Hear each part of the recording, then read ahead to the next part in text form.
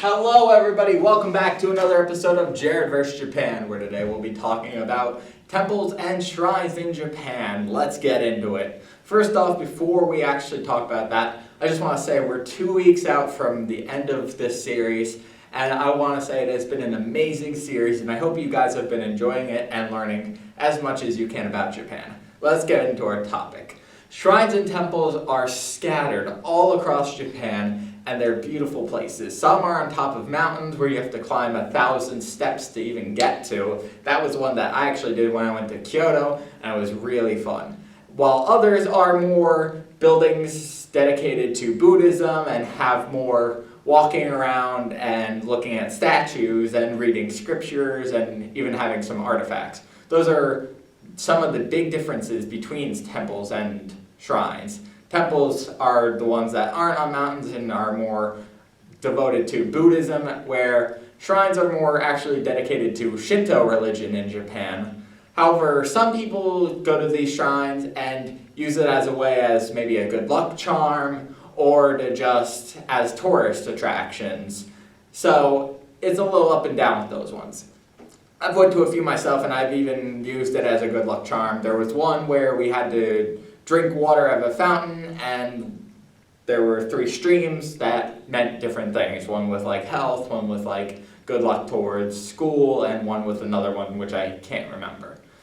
There are also platforms where you can donate 5-cent yen coins. 5-cent yen coins are the standard for these types of shrines. However, you can use whatever you want. You can use a 500 yen coin if you wanted. However, I've seen and heard that 5 yen coins are the best to use. And when you are doing that, you ring a bell. That's seen as someone calling out to some spirits, but some people see that as the actual good luck charm itself. And then you would clap your hands, bow, and then clap your hands again. This is just a symbol of respect to show towards the shrine, spirits, or however you want to see it. And it's actually a really fun experience that can really get you into a culture. When you're at these temples, you want to make sure you're respecting everyone there, because respect is a big part of these types of places. You see people sometimes like just going crazy, and you don't want to be one of those people who are labeled as, oh, this person's an obvious tourist.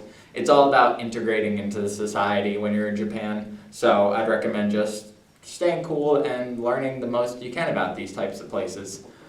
Some places that I could recommend to you are the Daibutsu in Kamakura, which is a huge statue of Buddha. It was amazing to see, and it wasn't far from Tokyo itself. Another place would be Fushimi-Inari, which is the many-gate temple, basically. It's a temple that has 1,000-ish gates going up it and down it, so it was a crazy experience having to walk all the way up and then all the way down. It really took a lot out of you, but in the end, I got some beautiful pictures, and it was all very worth it. Another place is in Kyoto, and it's one of the most famous shrines, which is the Golden Temple. This is a temple made out of solid gold, and it was just beautiful to go in to see. And some of these places are absolutely free to walk up, like the Many-Gate Temple. We didn't pay anything to walk up. However, some places have an entrance fee, but it's only a couple of dollars. Another place in Kyoto is a temple, which I can't remember the name of. However, it's one of the most famous temples in all of Japan, simply because it has statues all dedicated to Buddhist cultures, and some of these statues are original statues, means that they were made in whatever period and they have been there all this time. Well, that's going to wrap it up here on Jered vs. Japan. I'll see you next time for our second to last episode. Sayonara for now.